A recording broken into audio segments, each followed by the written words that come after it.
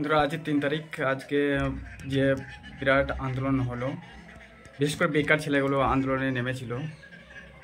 ঠিক আছে, আমাদের যেহেতু ওখান থেকে অনেকটা দূর, তাই আমরা যেতে পারিনি বিভিন্ন সমস্যার জন্য। কিন্তু সেই সমস্ত ভাইদের বিশেষভাবে ধন্যবাদ জানাচ্ছি। ধন্যবাদ জানালেও কম হবে, যারা দেশের আমার রাজ্যের যে অস্বস্তিকর পরিবেশ, একটা নিয়োগ, একটা রিক্রুটমেন্ট শুরু হতে শেষ পর্যন্ত প্রায় 3 থেকে প্রায় 2 বছর সময় লেগে যায়।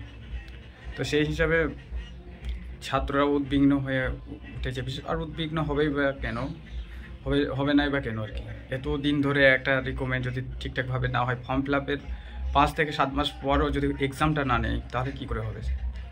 তো যাই হোক, ছেলেরা সব অনেক টিচার গিয়েছে, দেখলাম আন্দোলন করছে। তা আন্দোলনে আজ কী হলো তোমরা দেখতে থাকো। স্লোগান এবং চাকরি প্রার্থীদের নিয়ে 2টি লাইন করতে সাহায্য করুন। 2টি লাইন কোঅর্ডিনেটরদের অনুরোধ করবো, মিছিলে বিশৃঙ্খলা করবেন না। আপনারা শিক্ষিত চাকরি প্রার্থীরা রয়েছেন, সাহায্য করুন। দিনের পর দিন পরীক্ষা নেওয়া হচ্ছে না। আমরা বারবার ডেপুটেশন দিয়েছি, সমস্ত পুলিশের দপ্তরে, গোয়েন্দা দপ্তরে আমরা ডেপুটেশন দিয়েছি, কিন্তু পরীক্ষা নেওয়ার কোনো রকম সৎ চিন্তা ভাবনা পিআরবি নেই।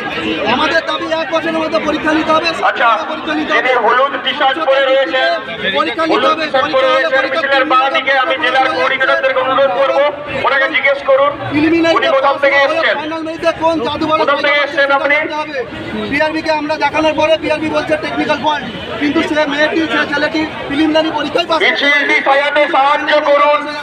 ফুল ব্যানারের পিছনে আপনাদের সমস্ত মঞ্চের ব্যানার থাকবে। বঞ্চিত পুলিশ বন্ধুরা, আজকের আমরা কিন্তু ফুল ব্যানারটির সামনে কোনো ছেলেরা থাকবেন না। আমি আবারও বলছি, ফুল ব্যানারের সামনে কোনো ছেলেরা থাকবেন না। চলবে, চলবে তো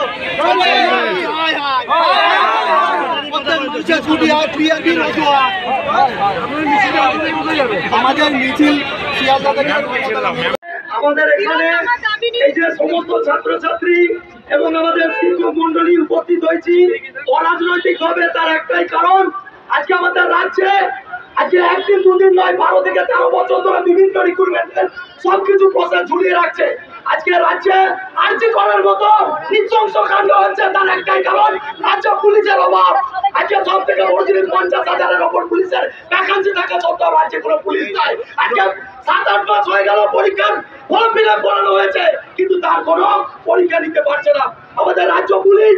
আর সব থেকে বড় জিনিস হচ্ছে পুলিশ রিক্রুটমেন্ট বোর্ডকে আমি একটা কথা বলবো, যে আপনারা কতদিন আর এইভাবে মুখ লুকিয়ে থাকবেন, কতদিন ছাত্রদেরকে মিথ্যা কথা বলবেন। আমি পিএসসি বোর্ডকে একটা কথাই বলবো, পুরো সাইড একটা পরীক্ষা হচ্ছে, তাতেও একটা কারণই দেখাচ্ছেন যে অল্প পাস, লজ্জা লাগা দরকার।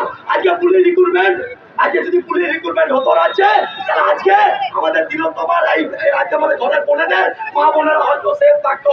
আজকে আমি এইটুকু বলবো, পুলিশ রিক্রুটমেন্ট বোর্ড তোমায় জানাই দিক দিক দিক আরবি হায় হায় হায়, পুলিশ মন্ত্রী তোমায় জানাই দিক দিক দিক দিক। আজকে যতবার দেখেছি পুলিশের পরীক্ষা থেকে রাজ্যের সমস্ত পরীক্ষাতে কোনো না কোনো ভাবে পরীক্ষা দিয়ে আসে, ছাত্রছাত্রীরা বিভিন্ন ওয়েবসাইটে থাকে, বিভিন্ন জায়গায় ঘুরে বেড়াচ্ছে, 50টা পর্যন্ত পাস, 40টা পর্যন্ত পাস। এর জন্য দায়ী কার? এর জন্য দায়ী কার? এর জন্য দায়ী কার? যদি উত্তর কর্তৃপক্ষরা যদি সামনে থাকতো, ঘরে চাষি লোকরা গিয়ে কি বন্ধ পাস করে আছে, এগুলো একটা ধাক্কামো করার কথা, আর কিচ্ছু না। ঠিক আছে, আজ শিক্ষক হিসাবে এই জন্য এসেছি যে আমাদের 2 মাসের মধ্যে পরীক্ষা দিতে হবে। সেটা বিএসসি থেকে শুরু করে সমস্ত বিভাগে স্বচ্ছ নিয়োগ চাই। আর যদি এর নিয়োগ না হয়, তাহলে এর পরবর্তীতে আমরা আরো বৃহত্তম আন্দোলনে যাব।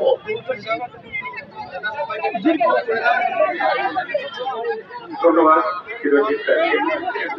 আমরা এখন প্রত্যেকটা বক্তায় অনেক বক্তা রয়েছেন, আমি একটু মিছিলটা সাজাতে অনুরোধ করবো। আমরা মিছিলটা শুরু করবো। আমি যারা কোঅর্ডিনেটর এবং যারা